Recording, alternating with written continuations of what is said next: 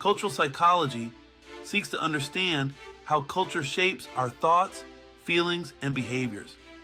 This is Unit 6, an Introduction to Psychology at UOPeople, and I am Glenn St. Romain, your instructor. A crucial aspect of this is the balance between independence and interdependence. These concepts influence our self-perception, our relationships, and our interactions with the world around us. Understanding this interplay is key to navigating the complexities of human behavior within a cultural context. Independence, often emphasized in individualistic societies, values self-reliance, personal goals, and uniqueness. Interdependence, more prevalent in collectivistic cultures, prioritizes social harmony, group goals, and belonging. These contrasting values shape social norms, communication styles, and even our understanding of mental health. By examining these concepts, we gain insights into how cultural values influence individual and societal well-being. This exploration allows for a deeper understanding of the human experience across cultures. American culture, often seen as a bastion of individualism, actually walks a tightrope between independence and interdependence. On one hand, the American dream emphasizes self-reliance, personal achievement, and carving one's own path. This focus on individual striving is evident in the competitive nature of education, the workplace, and even leisure activities. However, this emphasis on independence doesn't negate the importance of interdependence. Americans value community involvement, family ties, and social connections. The spirit of volunteerism, for example, highlights the significance of collective action. This duality creates a dynamic tension. While Americans are encouraged to be self-sufficient, they're also expected to contribute to the larger social fabric. The relationship between independence and interdependence is not dichotomous, but rather a complex interplay. Both values coexist within individuals and societies, albeit with varying degrees of emphasis.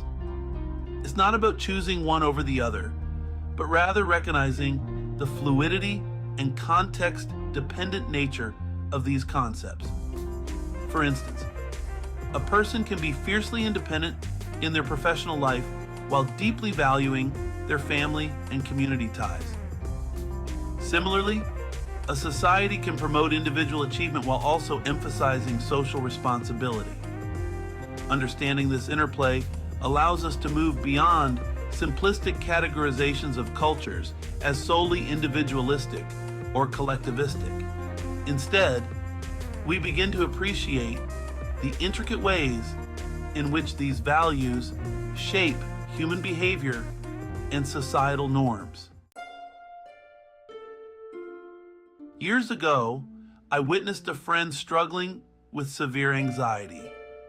This was during a time when mental health was rarely discussed openly. The stigma surrounding mental illness was palpable, often leading to silence, judgment, and misguided advice. My friend, hesitant to seek professional help, suffered in silence, fearing social isolation and ridicule. I, too, wrestled with how to approach the situation. The prevailing social norms dictated that mental health issues were private matters, best dealt with discreetly or even ignored altogether. Unsure of how to offer support without overstepping boundaries or adding to my friend's burden, I found myself caught between concern and societal pressure. Discussion assignment. Part 1. Our behaviors are influenced by society because we are parts of the society in which we live. For most of us, we are born, we grow up, and live our lives in a society. The norms and beliefs that are prevalent in society are parts of culture. Please educate us about the role of independence and interdependence in your society and/or cultural psychology. A. How does your society view independence and interdependence? B. What is the relationship of independence to interdependence, and vice versa? If you're looking for definitions in the textbook, remember that the textbook is rooted in Western psychology, originating from Western European beliefs and traditions. Unless your family and society are rooted in Western European traditions, for this assignment, please speak of your society's psychology and/or cultural philosophy. Let's learn from each other's psychologies. Part 2. Describe an experience or encounter you have had with the stigma attached to mental disorders or unusual behavior. Then explain how the situation was addressed. Please explain also how you acted within that situation and how your actions are related to social influence. If you were not satisfied with how things happened, explain how you would address that situation in the future. Please note that you are not being asked to diagnose someone. Only registered professionals have the credentials to do that. Thus, if the situation you are describing involves a condition that has been diagnosed by a mental health professional, then you can mention that the condition was diagnosed. Otherwise, if you are relating a story about someone who behaved in an unusual manner, then simply state that the behavior seemed abnormal.